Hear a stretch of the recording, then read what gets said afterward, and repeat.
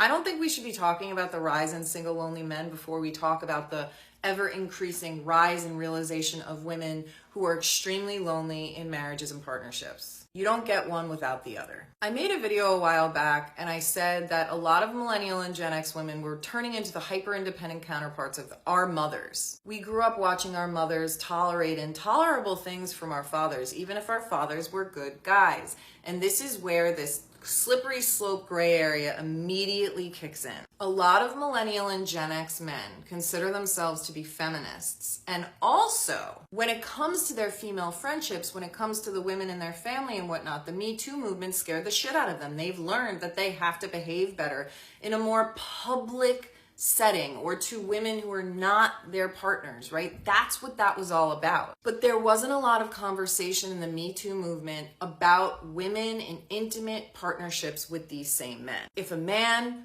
truly wants to be a feminist, he starts with his intimate romantic relationships. He does not start exterior to that, because this is where the biggest problems are actually coming up. A lot of these men are behaving exactly like their fathers did. Whereas Gen X and millennial women are actively avoiding relationships with men who act the way our fathers did. A lot of these Gen X and millennial men are no different than their own dads. That's the real reason we're having this huge divide between Gen X and millennial women and men who are in heterosexual relationships. It's because we are realizing that we did all of this work to unpack and avoid the relationships that would turn us into our mothers, whereas the Gen X and millennial men are actively still behaving like their dads did. Not that much has changed, but we have. The women have. The men don't want to. They can do it socially, but even the best guy friends, and a lot of women know this, even the best guy friends that you have can be total nightmares in relationships with women.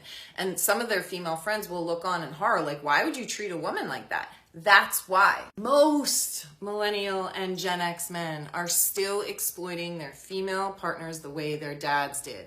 From emotional labor to domestic labor to the absolutely appalling assumption that they're entitled to our bodies. And the deep denial and defensiveness that these men exhibit when you try to broach these topics with them is the problem.